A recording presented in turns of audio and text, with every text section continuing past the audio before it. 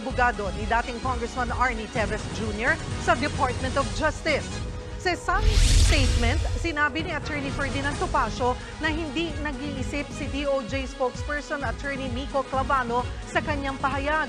Kasunod ito nang sinabi ni Clavano na hindi kikilalanin ng Pilipinas ang paghingi ng kampo ni Teves ng tulong sa United Nations Human Rights Council. Git din ni Topacio, hindi si Clavano o ang DOJ kundi ang UNCHR ang magdedesisyon kung tatanggapin ang kaso ni Teves. Dapat din daw mag-ingat si Clavano lalo't kinatawan siya ng... Grabe ito. Exting salamat po. Grabe yung sinasabi ni Atty. Topacio dito, no. Ito kasing si Mr. Clavano yung yung pogi lang. Hindi yung pogi lang. Alam mo, Mr. Clavano ng DOJ, wag mo idaan sa pogi, pagiging pogi. Minsan mag-aral ka din kasi napapahiya ka ngayon sa mga batikang abogado, especially DOJ, ano ka pa naman, official ka pa naman, tapos ganyan ang kaalaman mo. Diba? Kasi dito, sinasabi niya dito, again, the mouthpiece of DOJ did not think before he spoke. It has long been settled in international law that an individual may be subject of international law. Oh, diba? Na sinasabi niya dito na it's not up to Mr. Clavano kasi sinasabi ni Clavano na para, sorry nadami yung crispy patang kinain ko kanina. Sinasabi ni Clavano na parang hindi namin papayagan na sa international law. Sandali, hindi naman kayo eh. Hindi naman dadaan sa inyo.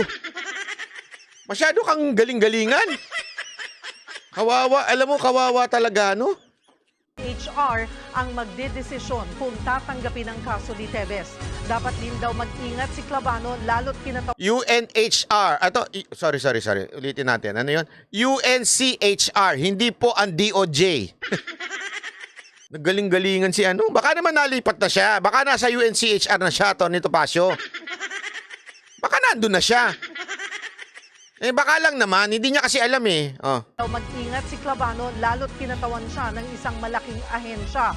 Huwag din siyang maglabas ng mga quote-unquote mema na statement. Grabe. Alam mo, kung ako dito, mahiya ako. Sa totoo lang, kung ako binara ko ni Atty. Topacio. Huwag ka nang maglabas ng... Hindi kasi ano yun eh, parang...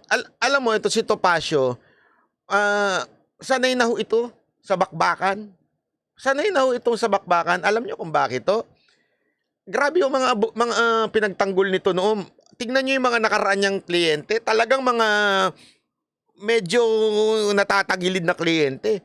Pero grabe ho yung kanyang galing ho sa pagiging abogado niya. Tapos sasabihan ka ng ganyan?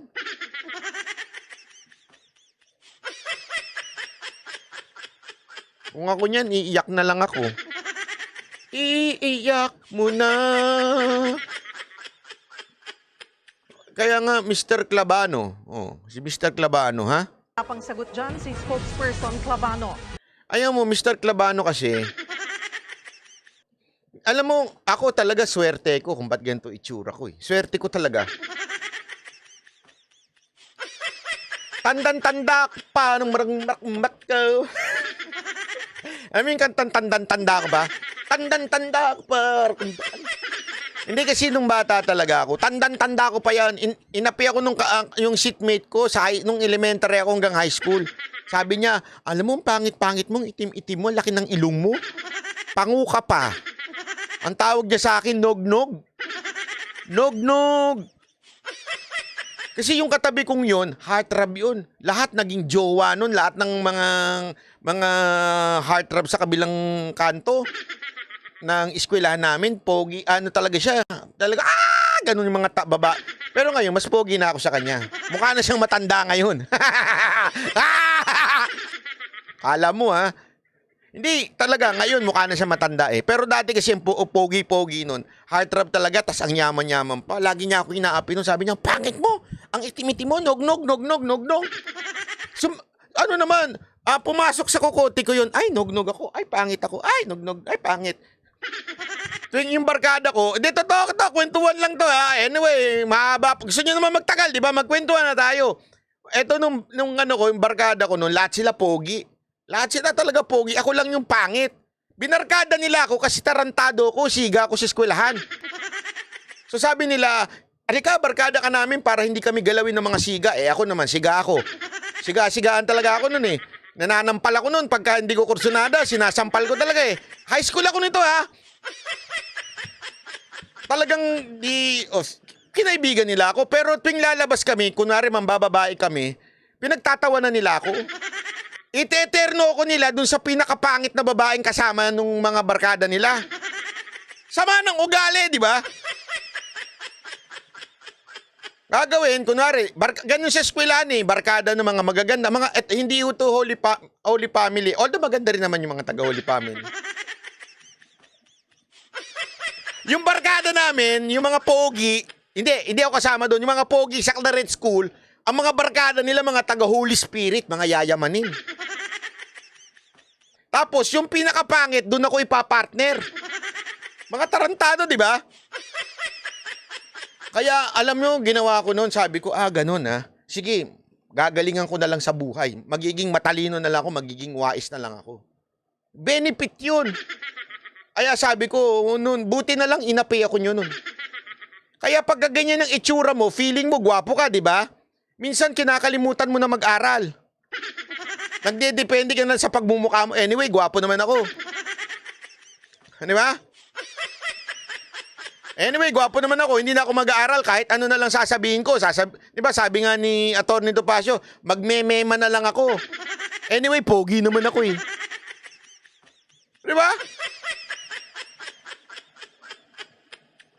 Alam mo, ako sa'yo, attorney spokesperson Labano, siguro mag-apply kang estudyante ni Topacio para mas maintindihan mo talaga yung batas.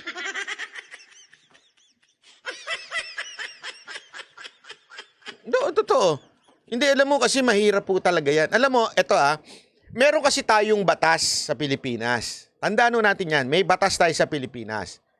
Yan, inaral lahat ng abogado yan. Okay? Pero merong international law eh. Medyo yung mga international law, maraming mga expert. Kaya nga alam nyo, kahit papaano, di ba, alam naman natin, yung mga katulad ni Roque, minsan yung salita nila medyo naaalangan. Pero kailangan natin matuto sa kanila. Bakit to? Kasi yung mga international law professor yung mga yun.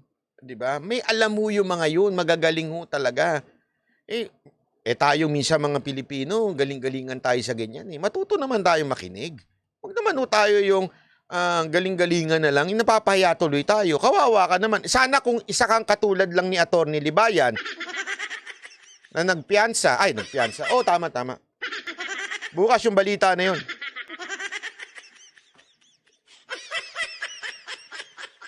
Mas gwapo pa ako dyan eh. Oo nga, mas gwapo ka nga. Kulang ka lang sa paligo, Jay.